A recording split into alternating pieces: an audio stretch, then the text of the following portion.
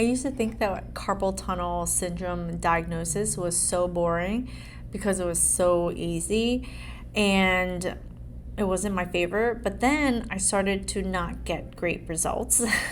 And then I was like, I think there's a little bit more to it. Let's be honest, you've had those patients, the one who's been through everything, carpal tunnel surgery that didn't help, epicondylitis that flares up no matter what you do, shoulder pain that won't behave, and thumb pain that keeps coming back. That's because the hand is where it hurts, but it's not where the problem starts. Juan created the spine-hand connection to give you the system that you've been missing. Join us in Austin on September 12th and 13th, where she will be covering spine anatomy that drives upper extremity symptoms, evaluation and differential testing so you can prove what's actually going on, and treatments that address the root cause, not just the symptoms. You've seen the pattern for years, now get the framework to finally fix them. The link is in the description for full details. My name is Huang. I'm an occupational therapist and certified hand therapist, and this is what I used to do when I first started in hand therapy. I would get a diagnosis that said carpal tunnel, so I said, they have to have carpal tunnel. So I would tell them to wear a brace at night, a wrist support splint, and then I would teach them the median nerve glide. Do you have that handout too? Because I probably should look back through and find those handouts. But basically I would tell the patients to, okay, start with a fist, open your fingers, bring your wrist back, spread your fingers open, turn so the palm faces you, and with your opposite hand, reach behind and pull on that thumb back, right? And that was their median nerve glides. And some patients would be like, oh, I feel it. And other patients, majority of patients, would be like, I don't feel anything. And then I would have them, because they were weak in their hands, I would have them do putty exercises. So a big piece of putty, and I would take a dowel and I would push into the putty and work on gripping because they were weak, right? And so if you are weak, then why not do some of that? And then if my patients were like, oh, I keep dropping things, I'm like, oh my God, then you find more coordination problems. And so we would do pebbles. And the thing is like, there's a certain percentage of people that no matter what they do, it's just going to work, right? There's a certain percentage of people who are carpal tunnel syndrome patients who have surgery, who, when you do those things with, are going to work. Then I started to get a bigger population of people who maybe had surgery but still had problems, or maybe they were avoiding surgery and had gone to a generic therapist. Oh my God, that used to be me. And they were not getting results. And so they would go and spend all these sessions doing these things and they would not feel any better. They would go home, they would still have the numbness. And so I only say that to say that maybe learn from my mistakes. If that's not helping you, this is what I currently do now.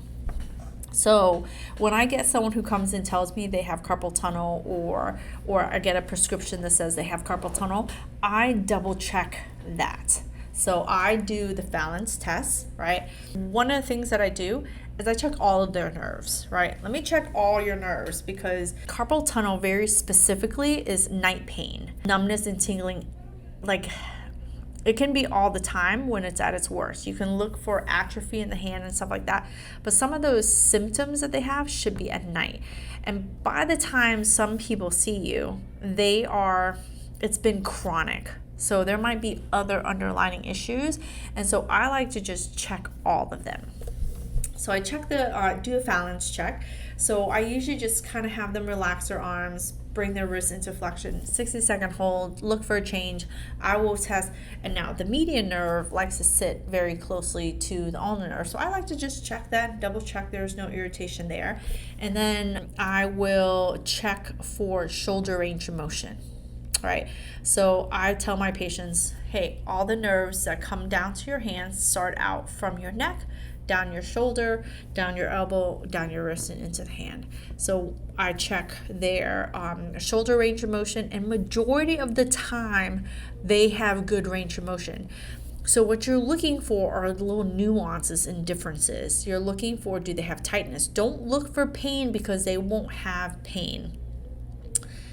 Majority of the time you're looking for a particular tightness. If they feel different from one side to the other side, you want to look for scapular stability, because without scapular stability, you can irritate the nerves that come down the shoulder, right? So I look for just general range of motion. I always double check internal and external rotation, because sometimes people can look like they have great range of motion but lack rotation, which is why some of those people have scapular instability, which then causes them to have nerve issues down into the hand. So that just being said, I used to only look, if it was carpal tunnel, I would only look at the hand. And what I'm trying to do is I'm trying to encourage more therapists, especially hand therapists, especially occupational therapists, to do more of a comprehensive approach. Because there's so many people with carpal tunnel, or what they think is carpal tunnel. And you have to understand that most people are coming to YouTube, right, to learn and to find out what they have. I can tell you a lot of patients that essentially find me and come to my clinic in Miami are watching between the clinic videos and the videos that I make here teaching therapists. So I was working with someone and they were like, well, do you know anyone in my town? And I don't, right? There's only so much of like me finding people. You can check on Hand Therapy Commission website and find a certified hand therapist. But this is what I'm saying. Some certified hand therapists don't look beyond the hand. And so this isn't just a message for hand therapists, like it's anyone who is open-minded to looking beyond what they're being told to look at and what they currently see as carpal tunnel. And so that's my process. I check the nerves, I do the phalanx, I do the cubital tunnel, and then I check the range of motion of the shoulder. I make sure I take a look at the scapula and all that good stuff. I look at the spine, and then I also look at how the nerves move. So I look at median nerve, ulnar nerve, and radial nerve. And I look at where one of those essentially might get stuck. And so you have to get to the root cause of the problem. All nerves do this, which is wherever your patients have symptoms, the problem is proximal to it. This happens in the legs, it happens in the arms. This is the nature of the tissue, right? I didn't make this up. This is how our bodies were created. And so if someone feels things in the hand, then the problem has to be above. So I'm just encouraging you to look, and that's essentially what I do. I do my assessment, I find out where it is stuck, and then based on where it is stuck, that's where I treat it. It's that simple. If I find, and usually it's not one or the other. Usually by the time someone comes to take care of a nerve-related issue, it has been months, if not years, right? Because nerves are slow to kind of come around. So I usually do a little bit of everything, but there's usually one fundamental, problem. Sometimes it's the shoulder and sometimes it's the neck. And if we move one or both of those areas, then what we're looking for is improvements in the hand. So you can then take everything that you're doing to test against what is happening in the hand. How do you do that? Well, you have a baseline of their sensation, right? Especially if there's diminished sensation, you would have checked that using Simons-Weinstein. You would look at grip or pinch, and that will allow you to have a baseline of where they're at and then improve it with more power, like releasing the compression at the neck, shoulder, elbow, or wrist, and you should see improvements in the hand, right? So that's how you check against what you're doing to see what works and what doesn't. So yeah, I would just encourage you, if you're struggling with working with people with nerve compression issues, to look above the problem, right? It's usually the standard, like my strategy with working with someone is looking above and below, and of course we're always looking at the problem itself. So when I say at the problem when it comes to carpal tunnel isn't the wrist, it's I'm looking at the nerve, right? I'm working above and below. So we're already here, so I might check the hand. If you have carpal tunnel, if your patient has carpal tunnel, sometimes their intrinsic muscles are very tight. So the intrinsic muscles, when they're overdeveloped in people who do a lot of hand gripping, who are chefs, and they do a lot of gripping, their intrinsics might be really tight. And the intrinsic muscles, when you make a fist, slide down and compress the ulnar nerve. I know, who would have thunk? But that's what happens. That's what the Rehab of the Handbook tells me. And that was the start of how I changed how I approached carpal tunnel syndrome. Because when I first started as a therapist, I just did what other therapists did. I looked at what they did and I was like, oh, let me just copy what they did. And it only works until a certain point.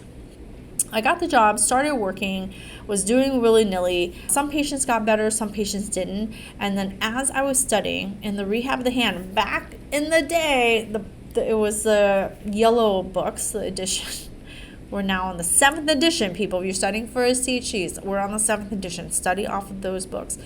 But when I was studying, that's what they said. They're like, well, the intrinsic muscles are worm-like muscles. And when you do a lot of gripping, the intrinsic muscles, right, will move, right? When you make a fist, they will move proximal. And they will move proximal into that carpal tunnel area. And if there's already inflammation and it's overdeveloped, then it will compress onto that nerve. So you can look at the problem, which is the nerve itself. You can look below, which is going to be intrinsics. And then you have to look above. So anyway, I hope that helps kind of give you some insight into how to approach a carpal tunnel syndrome patient if you're not getting the results that you're hoping to get. And if you want to work with me further, I have a special spine to hand connection course that I'm teaching in Austin, Texas in September. I'm going to include the links below. I'm going to go over a lot of nerve injuries, clinical testing to differentiate whether it's a different problem, right? Like, is it a hand and arm problem or is it a spine problem? We have to be able to differentiate it so that we are working on the correct thing. I'm going to go into nerves, clinical testing, like I said, differentiating between ortho, like hand issues versus spine, and I'm going to go a lot into treating, just like I'm talking about above, at, and below, and treating, giving you solid treatment guidelines that's going to help your patients that have hand and arm problems using the spine. So check out the link below for that class. It is filling up fast, and I believe it's going to be sold out, so check it out. But I'm also going to be teaching about nerve and nerve lacerations inside the mentorship program. So if you see this early on, I'll be teaching nerve lacerations inside the mentorship program in June. And yeah, check out all the links below if you want to work with me. Like, subscribe, and let me know if this video has helped you. All right, I'll see you on the next video.